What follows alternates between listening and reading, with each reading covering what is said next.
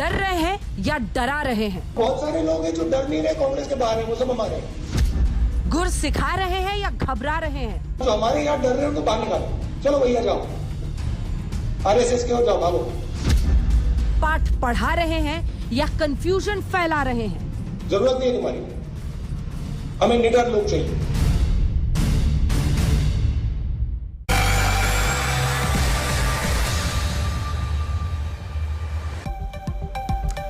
नमस्कार, आप देख रहे हैं हल्ला बोल। आपके साथ मैं हूं अंजना ओम कश्यप। पार्टनर, तुम्हारी पॉलिटिक्स क्या है?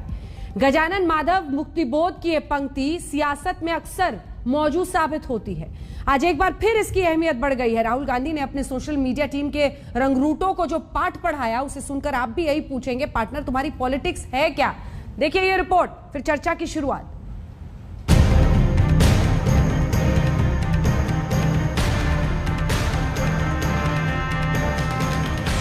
5 राज्यों में चुनाव से पहले राहुल गांधी के एक बयान पर सियासी बवाल छिड़ गया है। चुनावों से पहले कांग्रेस एक के बाद एक तमाम राज्यों में नेताओं की बगावत झेलते झेलते आज ऐसे मकाम पर खड़ी है जब देश की ग्रैंड ओल्ड पार्टी रोज एक बगावत को निरस्त करने की जुगत में लग जाती है। अपनी सेना में सेंध पर राहुल गांधी ने बड़ा बयान दिया है। पार्टी छोड़ने वाले नेताओं और पार्टी के अंदर मौजूद संघ के हितैषी नेताओं पर राहुल गांधी ने बड़ा हमला कर दिया। राहुल गांधी कांग्रेस पार्टी के मीडिया सेल वॉलंटियर्स को संबोधित कर रहे थे। इसी दौरान एक तरफ वो बीजेपी के फेक न्यूज मॉडल पर हमला कर रहे थे, तो वहीं उन्होंने पार्टी छोड़ने वालों पर गुस्सा उतारा। कहा, डरने वालों को बाहर करो, पार्टी छोड़ने वाले आरएसएस के हैं, हमें नहीं चाहिए। अब बहुत सारे लोग हैं जो डर नहीं रहे कांग्रेस के बाहर है, वो सब हमारे, उनको अंदर लाओ, और जो हमारे यहाँ डर रहे हैं उनको बाहर निकालो। चलो भैया जाओ, आरएसएस के हो जाओ, भागो, मजे लो, नहीं चाहिए, जरूरत नहीं है तुम्हारी, हमें निडर लोग चाहिए। ये हमारी आइडियोलॉजी है, ये मेरा बेसिक मैसेज है। दरअसल मध्य प्रदेश में ज्योतिरादित्य सिंधिया कांग्रेस का हाथ छोड़ गए, शिवराज सिंह चौहान की सरकार बन गई, सिंधिया नागरिक उड्डयन मंत्री बन गए। उत्तर प्रदेश में जितिन प्रसाद ने कमल थाम लिया, पीढ़ियों का नाता कांग्रेस से खत्म कर दिया। राजस्थान में पायलट गहलोत के बीच युद्ध विराम का रोडमैप कांग्रेस बना नहीं पा रही।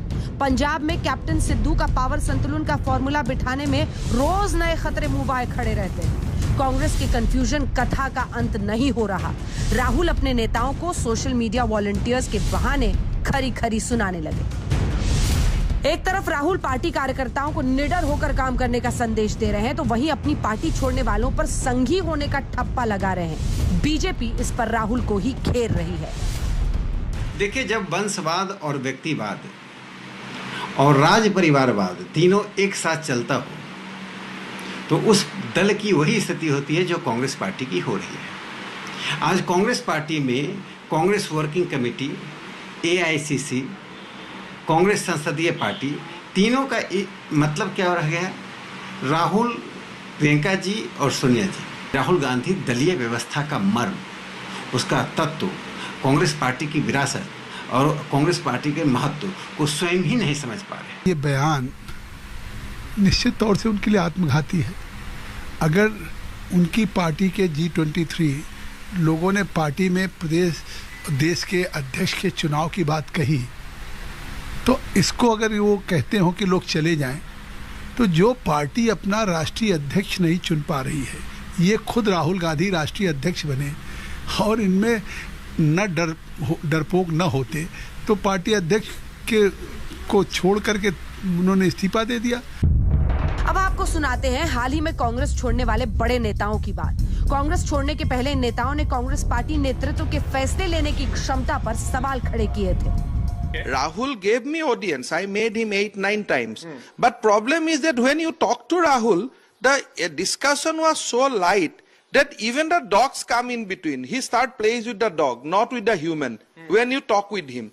वर्तमान में जो स्थिति कांग्रेस पार्टी में है, वो कांग्रेस पार्टी आज नहीं रही जो पहले थी। एक तो वास्तविकता से इनकार करना,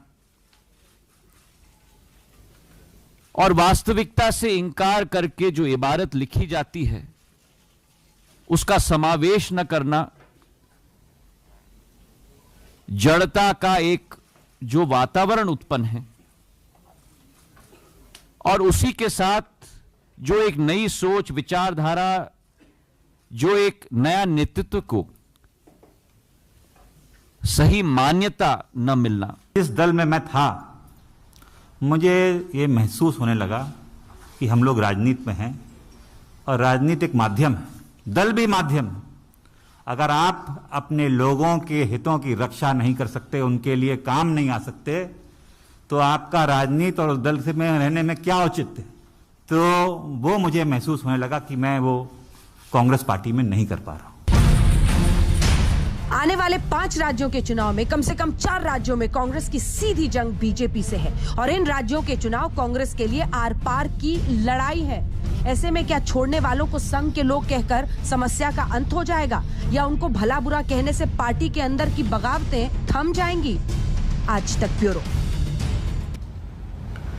डॉक्टर संबित पात्रा राष्ट्रीय प्रवक्ता भारतीय जनता पार्टी के, अनुराग भदौरिया प्रवक्ता समाजवादी पार्टी के, कांग्रेस पार्टी की तरफ से रोहन गुप्ता मोर्चा संभालेंगे, संगीत रागी राजनीतिक विश्लेषक के तौर पर हमारे साथ जुड़ेंगे।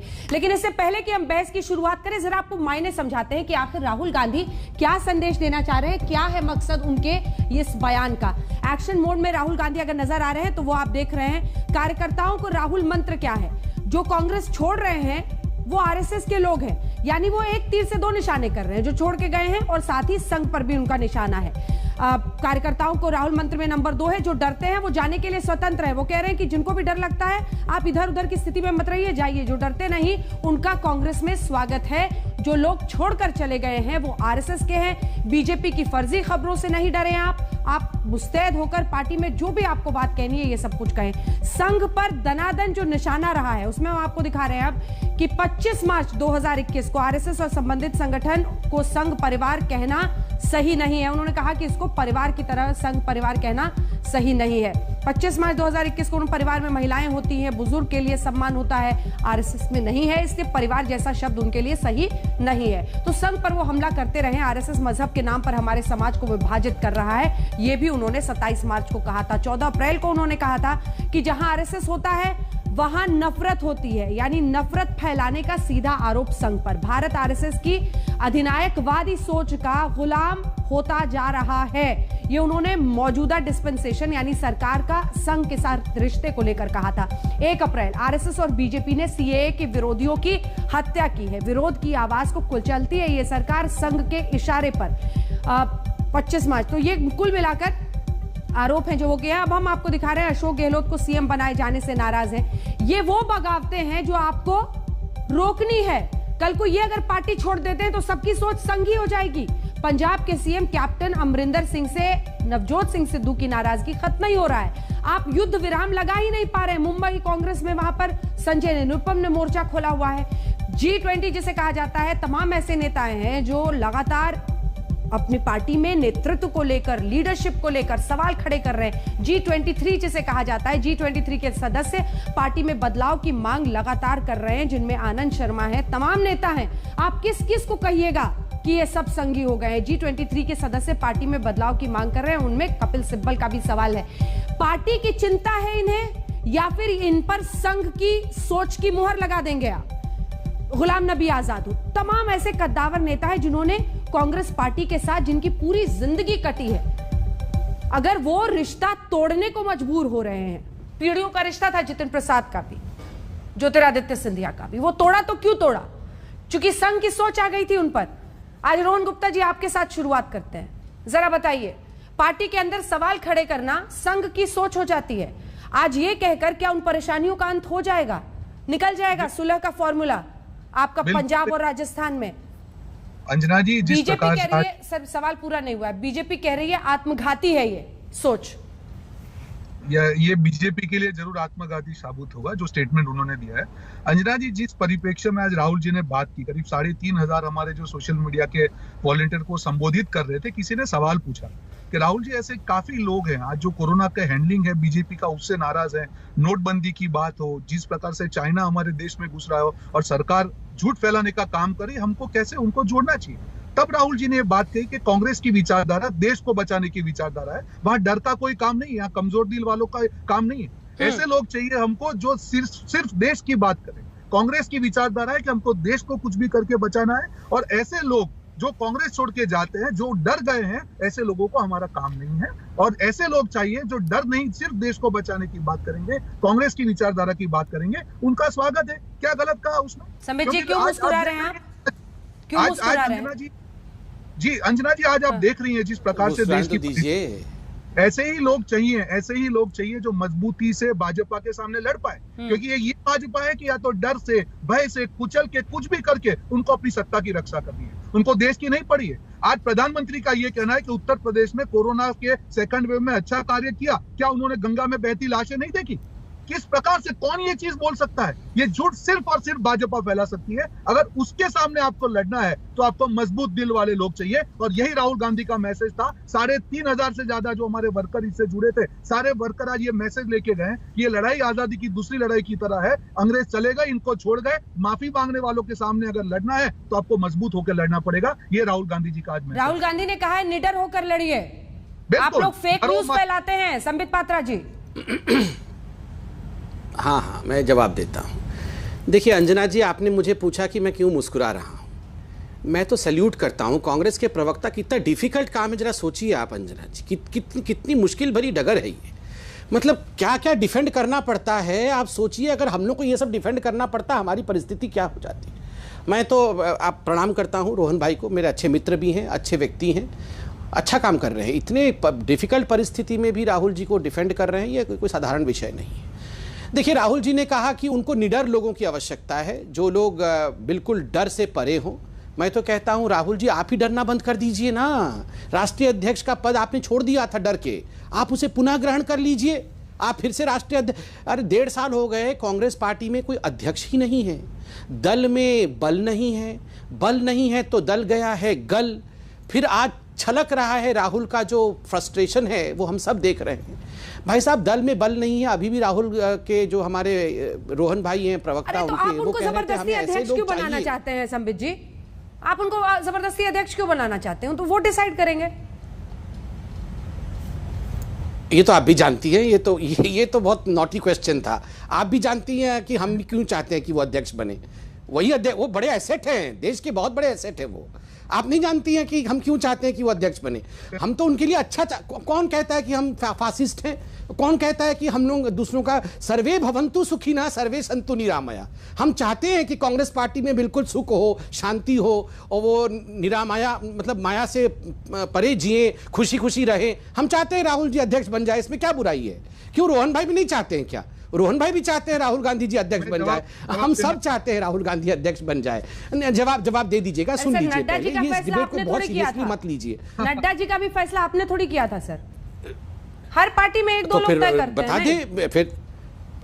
नहीं, ठीक बात है अंजना जी, अगर मेरे से गलती हो गई, मैंने राहुल गांधी को प्रपोज कर दिया कि आप बन जाइए अध्यक्ष, तो अभी रोहन जी गलत कर दे, उसको बोल दे कि नहीं ऐसा नहीं हो सकता है, हमारी वर्किंग कमेटी तय करेगी, राहुल गांधी उस लायक नहीं, बता दे मेरे को, क्या मैं विड्रॉ कर लूंगा। मैं फिर बोलूंगा नहीं, सोनिया गांधी को कंटिन्यू करने दीजिए। हम क्यों ऐसे करेंगे?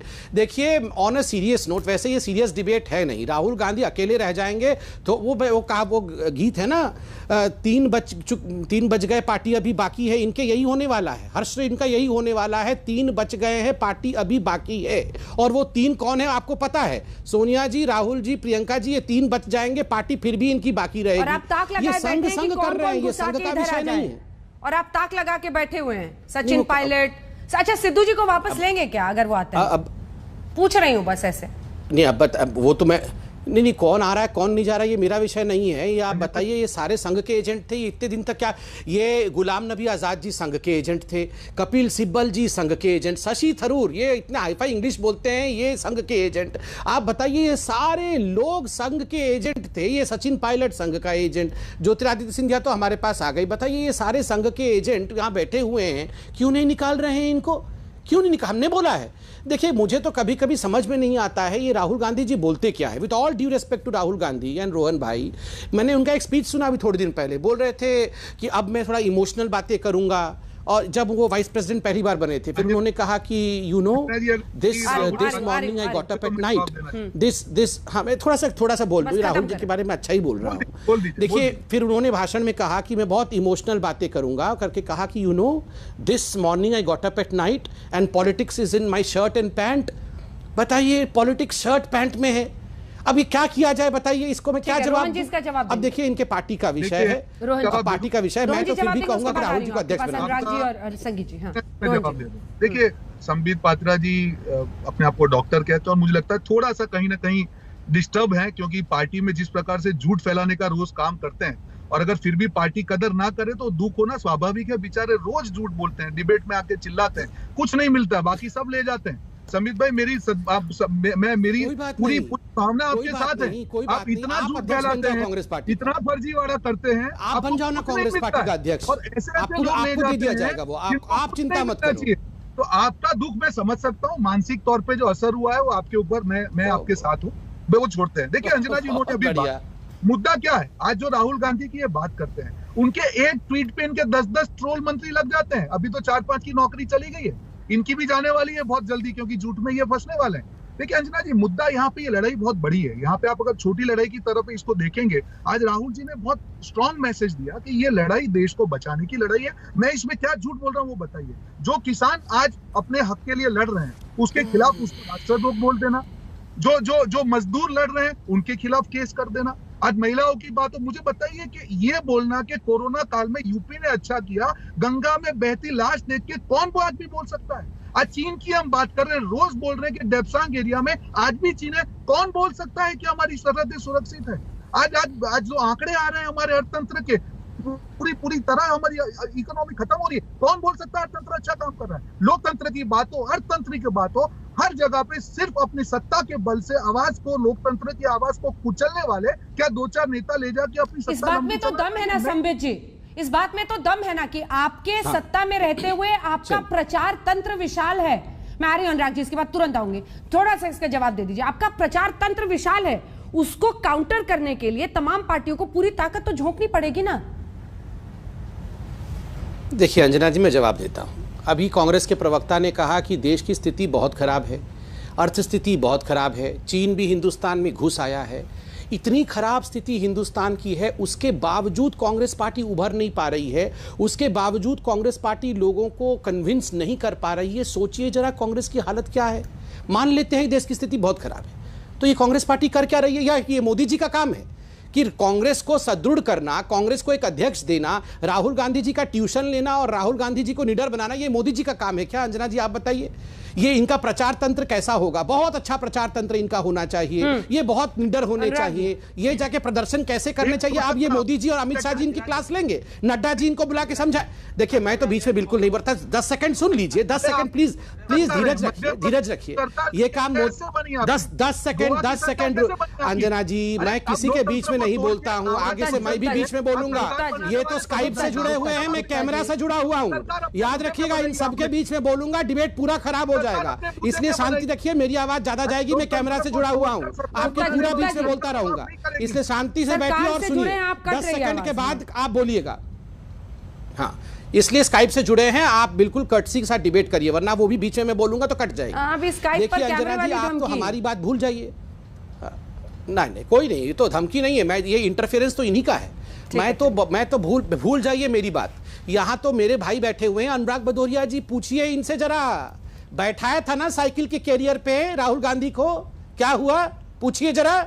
साइकिल लेके 2 अच्छे लड़के चले थे, क्या हुआ? साइकिल का पंचर हुआ, अभी तक पंचर लग नहीं पा रहा है। हाँ, और ये बोल रहे आप जीजी क्या अभी जीजा कोई बचा नहीं सकता है। ऐसा पंचर हुआ है आपकी साइकिल में, बैठाओ और अच्छे लड़के को बैठाया था, अच्छे लड़के को। अब बताओ राहुल गांधी कैसा है, बताओ अध्यक्ष बनना चाहिए कि नहीं? देखिए अंजना जी, आज देश में झूठ जुमले का एक आतंकवाद शुरू हुआ है, जो जिसके नायक है संबित पात्रा और झूठ जुमले का आतंकवाद की टीम। ये क्या करते हैं सोचिए आप, सनातन धर्म को आरएसएस से जोड़ने की बात कर रहे थे अभी, कह रहे सनातन धर्म का मतलब इनको नहीं पता सनातन धर्म क्या होता है। आरएसएस न धर्म सनातन धर्म को मानती है, न सनातन धर्म के दर्शन को मानती है, दोनों को नहीं मानती है। इनको शायद पता नहीं सनातन धर्म हमेशा समन्वय की बात करता है। नाम भी हमने नहीं लिया है, ये सनातन धर्म पे ये प्रवचन क्यों कर रहे हैं? करता है सनातन धर्म में हमेशा शक्ति, सत्ता और समृद्धि तीनों को अलग रखा गया है, एक साथ कभी नहीं दिया गया है। और उसने हमेशा से सबको एक साथ लेने की बात कही है, वो तो पूरे विश्व को एक साथ लेने की बात करता है। तो सनातन धर्म जब सबको एक साथ चलने की बात करता है तो आप उसमें अंतर क्यों डालने की कोशिश करते हो? आप क्यों बीच में यहाँ पे नफरत की राजनीति क्यों शुरू करते हो? आप सनातन धर्म को धर्म और दर्शन के हिसाब से नहीं देखते, आप उसका राजनीतिकरण करना चाहते हो, आप उसको राजनीतिक फायदे से इस्तेमाल करना चाहते हो। मैं आपसे पूछता हूँ, कौन आरएसएस का व्यक्ति है जिसने यहाँ पे जब आंदोलन, जब हमारा संविधान खतरे में था, जब यहाँ पे इमरजेंसी लगी थी, कौन आरएसएस का आदमी आया था? तब समाजवादी विचारक आए। अंजना जी, विषय तो राहुल गांधी का है, ये क्या करें जाइए सनातन धर्म पे क्यों हमको लेक्चर दे रहे हैं? तब भी आप ये नहीं थे, तब भी यहाँ पे कौन हुआ था? शहीद कौन लोग हुए थे? तब यहाँ पे होते भगत सिंह हुए, सुखदेव हुए, यहाँ पे शुक्ला खां हुए। ये सब समाजवादी सोच रखते थे क्योंकि समाज के साथ उनके लिए हिंदुस्तान एक था, हिंदुस्तान के सभी जाति धर्म के लोग एक थे, इसलिए वो शहीद हो गए। आप सारे लोग समाजवादी थे, क्या बोल रहे हैं? ये मेरा है, ये सब मेरे हैं, इधर इधर जहाँ मेरे लोग हैं वहां इधर मेरे रहेंगे। जो आरएसएस के बस उन्हीं के लिए लड़ेंगे। तब तो आप माफी मांगते डर के मारे भाग गए। भारत छोड़ो आंदोलन में आपने पार्टिसिपेट करने से बंद कर दिया। कमाल के लोग हैं आप हिंदुस्तान के बारे में नहीं जानते, हिंदुस्तान की संस्कृति के बारे में नहीं जानते। आप सिर्फ एक ही चीज जानते हो, हिंदुस्तान के अंदर में हिंदू और मुस्लिम के बीच की बात करना चाहते हो। आप कभी हिंदुत्व की बात नहीं करते। हिंदुत्व बहुत बड़ा होता है। ये चाबी लग गई है, चाबी बंद नहीं होगी, चाबी बंद करिए, ये चलता रहेगा नहीं तो गाड़ी पूरा। झूठ बोलना नहीं सिखाता, हिंदुत्व कभी जुमले के साथ नहीं होता। विषय क्या हो रहा है, ये कहाँ जा रही है, इनकी साइकिल कहाँ जा रही है? देखिए ठीक है, संगीत रागी जी, देखिए साइकिल कहाँ जा रही है। अरे जवाब दीजिएगा संगीत रागी जी, क्या ये विचारधारा की लड़ाई है? एक सेकंड बेरोजगार हुए, महंगाई से लोगों की मौतें हो रही है, आपने बताया। मिस्टर रागी मैं जवाब लूंगी अनुराग जी आपकी बात का संबित जी से। अंजना जी अनुराग को एक सलाह है कि कायदे से उनको भारतीय राजनीति पर थोड़ा सा पढ़ लेना चाहिए, क्योंकि जब भी आप आपातकाल के संघर्ष की आप बात करते हैं तो पॉलिटिकल पार्टी के अतिरिक्त इस देश में जो सबसे महत्वपूर्ण जिसका योगदान है आपातकाल के खिलाफ संघर्ष का, उसमें राष्ट्रीय स्वयंसेवक और उसके कार्यकर्ता ही हैं, जो कम से कम 18 महीने और 14 महीने, एक नहीं कम से कम लाखों कार्यकर्ताओं को उनको जेल दिया गया था। दूसरी बात, देखिए राहुल गांधी, देखिए एक मिनट मुझे अपनी बात कर लेने प्लीज। अनुराग जी को बोलने दीजिए। भदौरिया जी, अनुराग आप थोड़ा सा पढ़ लिया कीजिएगा। दिक्कत है ना कि आप अपनी स्कूल के बच्चे की तरह बात करते हैं। मैं स्कूल के बच्चे से नहीं बात कर सकता ना, स्कूल के बच्चे के साथ तर्क नहीं कर सकता।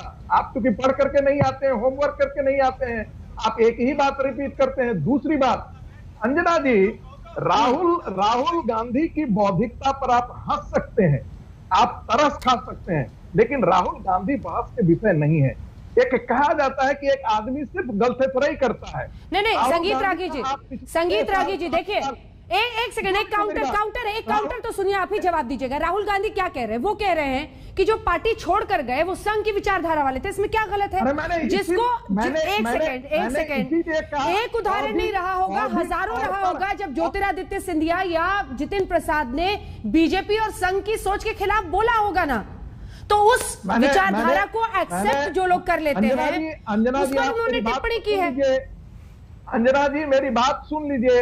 अंजना जी, मैं सिर्फ यही कहना चाहता हूं कि राहुल गांधी के वक्तव्यों को आप देख लें तो आप उस पर सिर्फ हंसी और ठहाका लगा सकते हैं। कोई आदमी यदि आईटीओ पे चौक पर आकर के यदि मूर्खतापूर्ण बातें करे तो उस पर बात नहीं हो सकती। उसको लोग बहुत ज्यादा गंभीरता से नहीं ले सकता। राहुल गांधी को उनकी पार्टी के लोग गंभीरता से नहीं ले सकते। वो आरएसएस के बारे में क्या बोलते हैं, किस संगठन के बारे में बोलते हैं, मुझे नहीं लगता है कि देश का कोई भी बौद्धिक वर्ग उनकी बातों को गंभीरता से लेता है। अब जरा उनको देखिए, अपने सबसे नजदीकी आदमी। रोहन जी आप जवाब दीजिएगा। रोहन जी आप जवाब दीजिएगा, रुक जाइए।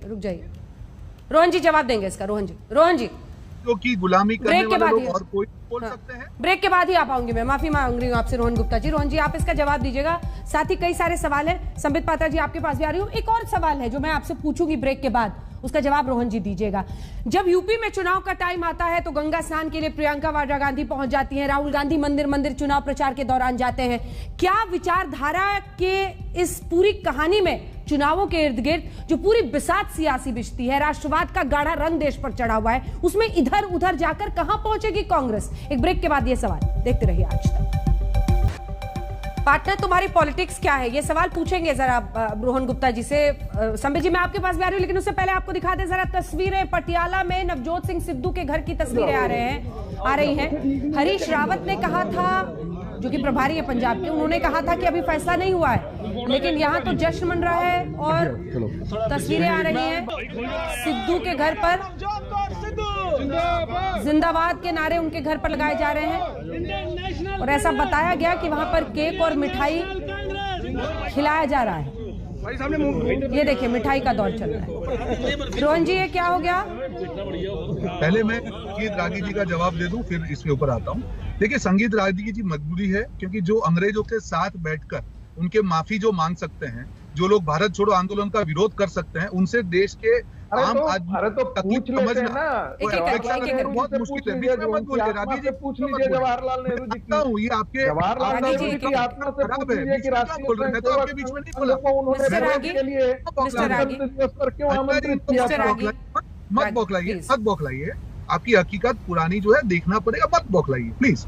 मेरा यही कहना है अंजना जी, एक बार भी मैं आपको जो संघ के बीच में मत बोलिए, संघ के लोग अपने पास एक बार भी कोरोना काल में अंजना जी एक साथ प्लीज आवाज काटिए, दोनों की काटिए। देखिए ये स्काइप पे आप लोग जुड़े हुए हैं, दो लोगों का एक साथ बोलना मतलब किसी की आवाज ना समझ में आना। प्लीज प्लीज, ये टेक्निकल प्रॉब्लम है।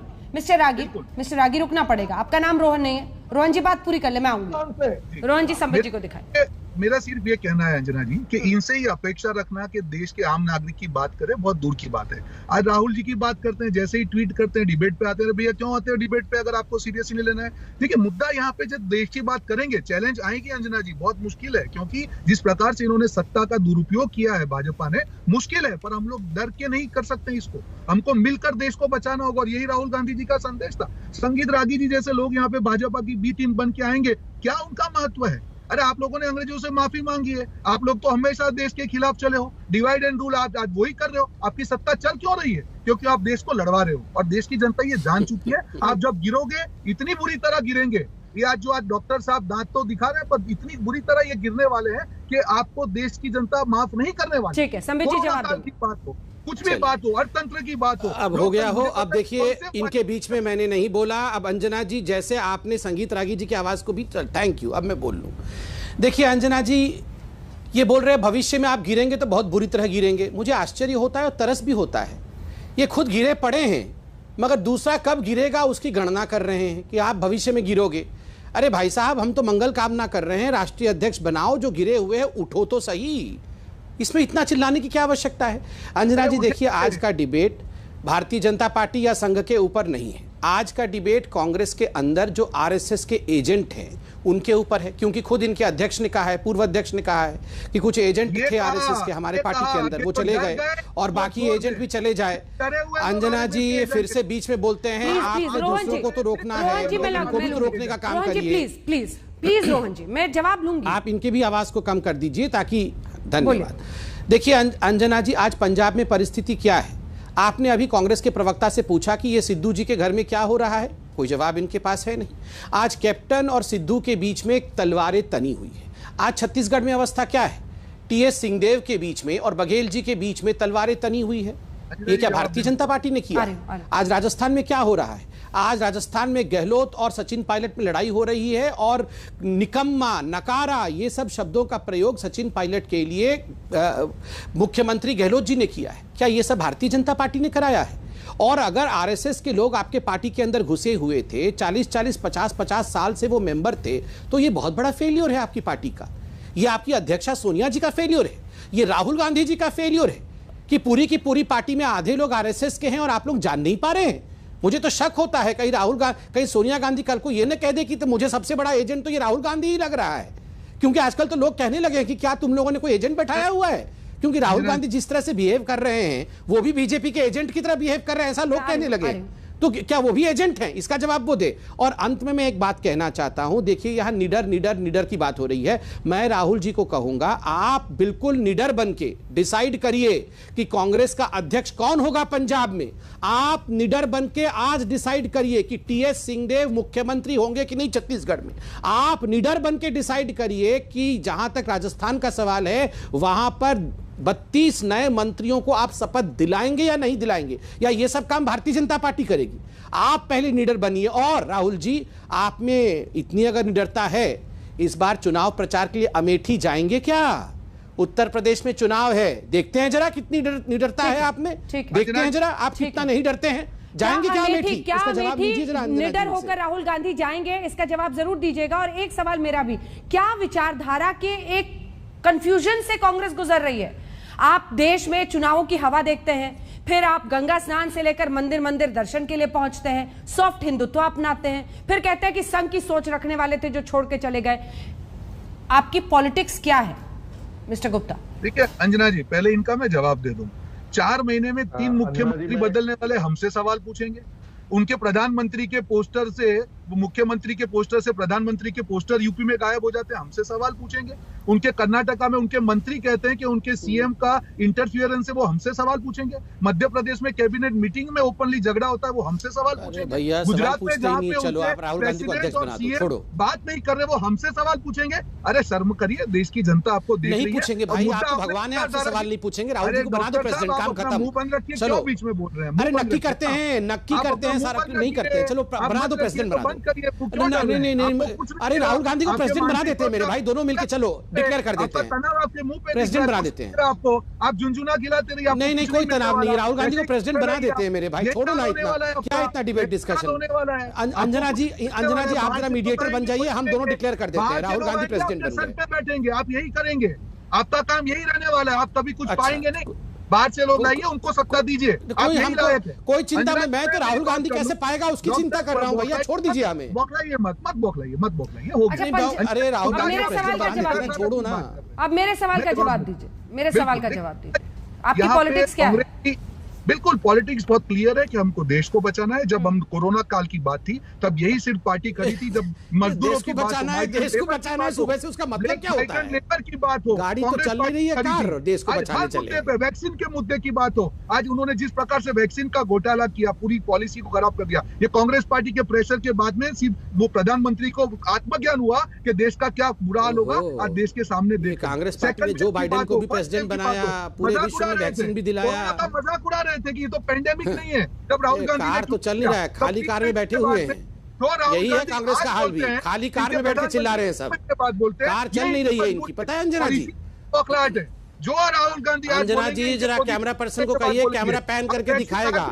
गाड़ी खड़ी है, गाड़ी खड़ी है, गाड़ी चल भी नहीं रही है, उसमें बैठ के चिल्ला रहे हैं। और जिस प्रकार गाड़ी तो चल नहीं रही है, इतनी बड़ी बड़ी भाषण देते हैं खाली गाड़ी में बैठ। पूरा देश पहचान चुका है अंजना, अब देश माफ नहीं करेगा। जो वैक्सीनेशन में पूरा देश राहुल गांधी को पहचान चुका है, चिंता मत करो। 10% लोग वैक्सीनेट हुए हैं, सिर्फ और सिर्फ इनके झूठ के कारण, सिर्फ किस इनके नाकामी के कारण। क्यों?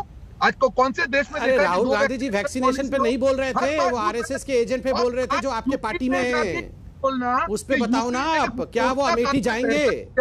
अरे अंजना जी इनसे प्लीज पूछ लो ना कि अमेठी जाएंगे क्या राहुल गांधी जी प्रचार करने के लिए? सिर्फ भाजपा बोल सकती है। और देश की, चलिए हालत बहुत खराब है देश की, क्या राहुल गांधी जी अमेठी जाके प्रचार करेंगे इस खराब हाल में देश को बचाने के लिए? सिर्फ कांग्रेसियों को अपने बता तो दो, घूमना कुछ नहीं मिलेगा, तुम्हारा कुछ नहीं होने वाला है। तुम सिर्फ कांग्रेसियों को सर पे नहीं बैठाना है, मैं तो बोल रहा हूँ राहुल, अरे भाई साहब मैं तो सर पे राहुल गांधी को ही बैठाया हुआ हूँ, प्रेसिडेंट बना देते हैं, छोड़ो ना ये सब। अरे छोड़ दो लड़ाई झगड़े, छोड़ दो, मैं बोल रहा हूँ आप इनको प्रेसिडेंट बना दो। राहुल गांधी कुछ नहीं मिलेगा, यही राहुल गांधी को प्रेसिडेंट बना दो। अरे मेरे पे आक्रमण करके कुछ नहीं होगा, मैं तो आप पे आक्रमण नहीं कर रहा हूँ, मैं राहुल गांधी को प्रेसिडेंट बनाने की बात कर रहा हूँ। एक कमेंट जल्दी से लेते हैं, उन दोनों को दिखाइए, अनुराग जी को दिखाइए और संगीत रागी जी को। संगीत रागी जी आप जवाब देना चाह रहे थे उनका, संगीत रागी। देखिए अंजना जी, राहुल गांधी जब मुंह खोलते हैं, कई बार कहा जाता है कि यदि आपकी अज्ञानता है, आप में बौद्धिकता नहीं है तो आप चुप रहें तो बेहतर है। राहुल गांधी जब बोलते हैं वो इतनी गलतियां कर जाते हैं कि वो हंसी के पात्र हो जाते हैं। दूसरी बात, विचारधारा नाम की चीज कांग्रेस पार्टी के पास आज के दिन में रही नहीं है। आप विचारधारा की आप बात करते हैं तो कांग्रेस को बताए तो सही कि ऐसी कौन सी विचारधारा है, देश बनाना है, देश बचाना है। पिछले 8 साल से आप चिल्ला रहे हैं, लेकिन देश की जनता आपके साथ खड़े होने के लिए तैयार नहीं है। तीसरी बात, आप गांधी परिवार आपस में ही लड़ रहा है। प्रियंका गांधी और राहुल गांधी जो है अपने वर्चस्व के लिए अपने खेमे की लड़ाई उत्तर प्रदेश में लड़ रहे हैं, राजस्थान में लड़ रहे हैं, गांधी परिवार की आपसी खेमेबंदी जो है वो पंजाब में लड़ाई लड़ रही है। ऐसे में आप परिवार बचा ले, यही बहुत बड़ी उपलब्धि होगी। देश बचाना तो बहुत दूर की बात है। अनुराग भदौरिया जी, अनुराग मैं आपसे कंक्लूडिंग रिमार्क लूंगी क्योंकि सब आप पे आक्रमण करें। जल्दी से एक बार भदौरिया जी का कमेंट आ जाए। हाँ। देखिए अंजना जी, आपने देखा देश का कितना दुर्भाग्य है कि भारतीय जनता पार्टी को उन्होंने सरकार में लाया, वो एक दूसरे का घर झांक रहे हैं। आपको देश की जिम्मेदारी मिली है कि आप यहाँ का युवा रोजगार और बेरोजगार आत्महत्या कर, उसके बारे में अरे भाई आप तो यादवी समाजवाद से आगे बढ़े ही नहीं। डीजल पेट्रोल 100 के पार हो गया। अनुराग भाई आप तो यादवी समाजवाद से आगे ही नहीं बढ़े हैं। आपकी पार्टी यहाँ पे धर्म और दर्शन का अंतर समझाते तो ही मैं जानता हूँ, ये सनातन धर्म और दर्शन का अंतर नहीं जानते। वो यहाँ टीवी में कहानी बता रहे हैं। आपको इतने बड़े देश की जिम्मेदारी मिली, आपको हिंदुस्तान को आगे ले जाने की बात थी, आप यहाँ व्हाइट प्लेन इकोनॉमी बनाने की बात थी, तो आप एक दूसरे के घर में झांकने लगे हो कि यहाँ सेवई में क्या हो रहा है, तो वहाँ पे पंजाब में क्या हो रहा है। अरे देश में क्या हो रहा है आपने देखा कि देश के लोग कितने तड़प रहे हैं, बिना ऑक्सीजन के तड़प के यहाँ देश के लोग मर गए। फिर भाई वजह से लोगों के यहाँ पे हॉस्पिटल नहीं मिले, देश के लोग यहाँ पे लगातार हरा रहे हैं, उनके बारे में हमें चिंता नहीं है। देश की अर्थव्यवस्था टूट चुकी है बुरी तरह से कि 700 किसानों से ज्यादा लोगों की मौतें हो चुकी है। आप देश की जनता की चिंता नहीं है, इसके घर में क्या हो रही है आपको चिंता है, तो आप पहले बता देते हम सब हम हिंदुस्तान के बारे में सोचेंगे, हिंदुस्तान की पार्टियों के बारे में। रोहन जी, चूंकि मैंने कहा था वादा आपसे एक लाइन का जवाब सिर्फ एक लाइन का मुद्दा यहाँ पे अंजना जी आपने डिबेट की, यहाँ कहीं देश की बात नहीं आई। संगीत रागी हो या संबित पात्रा हो, ये कांग्रेस की जितनी सोचते हैं अगर उससे 10% डिबेट का विषय था कि कांग्रेस पार्टी में कितने संघ के एजेंट हैं, वो कब बाहर निकलेंगे, ये टॉपिक था। राहुल गांधी ने पार्टी छोड़ने वालों पर बड़ा प्रहार किया है, कहा संघ की सोच वाले हैं, जाने दीजिए, उनकी जरूरत नहीं है, निडर होकर काम कीजिए। लेकिन आज विचारधारा के मुद्दे पर कई सवाल कांग्रेस पार्टी से हो रहे हैं। इसी पर आप देख रहे थे पार्टनर तुम्हारी पॉलिटिक्स क्या है, देखते रहिए आज तक।